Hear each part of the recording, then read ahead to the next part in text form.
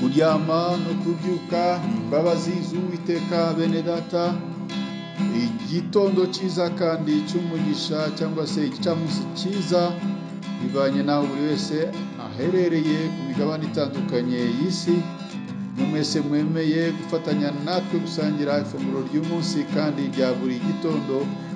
Insanganyamatsiko ya none kuwa 25 z'ukwezi kwa mbere umwaka wa 2025 kuwa gatandatu iragira iti nawe agakiza ntikakugwa nabi. Nawe agakiza ntikakugwa nabi. Mbere yuko dusoma ijambo ry'Imana, reka turimbane indirimbo y'igihimbano cy'umwuka igira iti nimekombolewa na Yesu aliyenirehemia.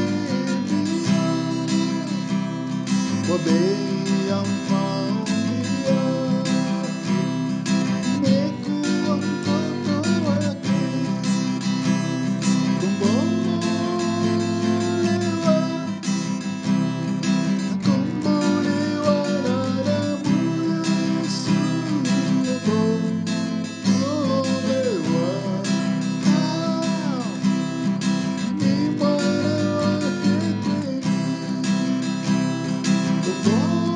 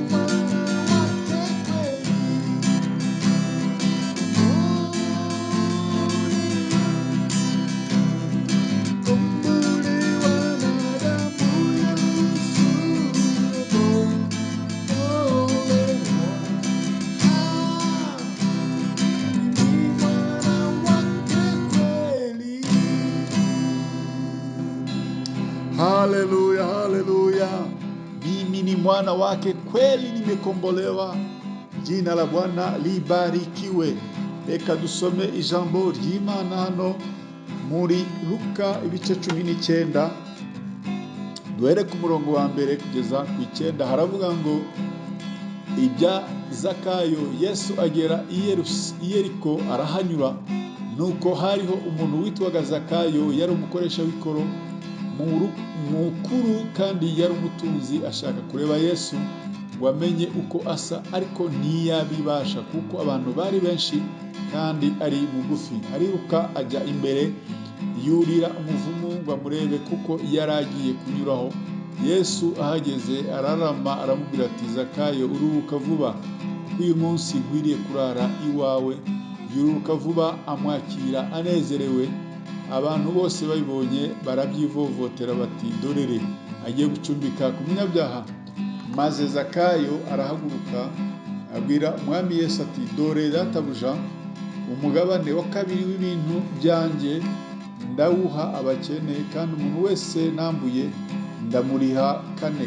Yesu aramubwira ati, uyu munsi agakiza kaje muri iyi nzu, kuko nawe uri umwana wa Aburahamu, kandi umwana w'umuntu yazanywe no gushaka no gukiza icyari cyazimiye.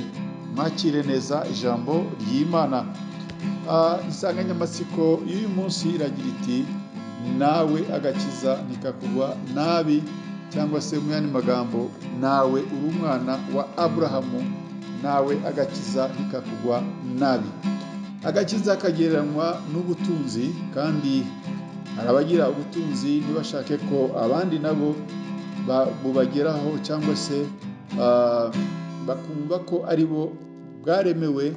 Oya, kubw'abantu bumva waguma uko uri, bakomeza kuba muri ubwo buzima, bakomeza kwibera mu burushyi, mu mibabaro, kandi ntihagire n'umwe ubigufashamo.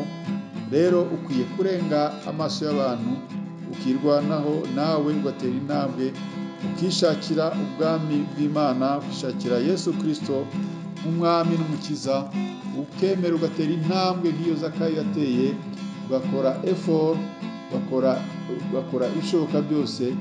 Nubwo yari mugufi, yirwanaho, yurira igiti kugira ngo Yesu amubone. Yesu abonye ko afite ubushake, agerageje, arangije aramubwira ngo, ururuka, uyu munsi nawe agakiza karataha iwawe, kuko Yesu akwiye kurara iwe.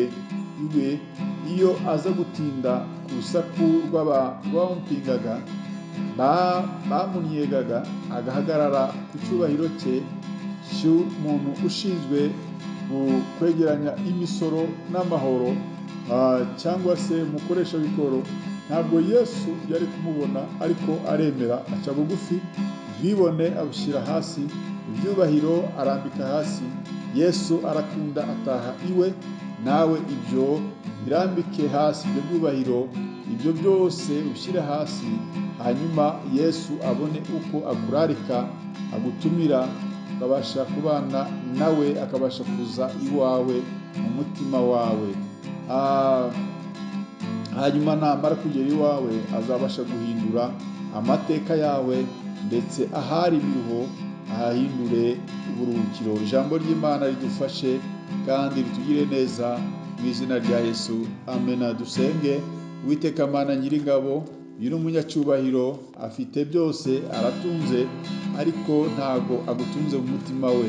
Nawe ndamukweretse, umusange, yemere guca bugufi, abashe kukwakira, abashe kugutunga mu mibereho ye, nibwo azabasha kubona amahoro. Urakoze, urakarama, bana nawe mu izina rya Yesu Kristo umucunguzi wacu, amena. Mwari kumwe na mwene so muri Yesu Kristo, uko bisanzwe, Bishop Gakombe Apollinaire, umushumba mukuru w'itorero The Evangelical Calvary Church of Rwanda ECCR. Imana y'amahoro ibane namwe mwese mwene data, bifurije umunsi mwiza na weekend nziza. Shalom shalom, ndabakunda, mugwe neza.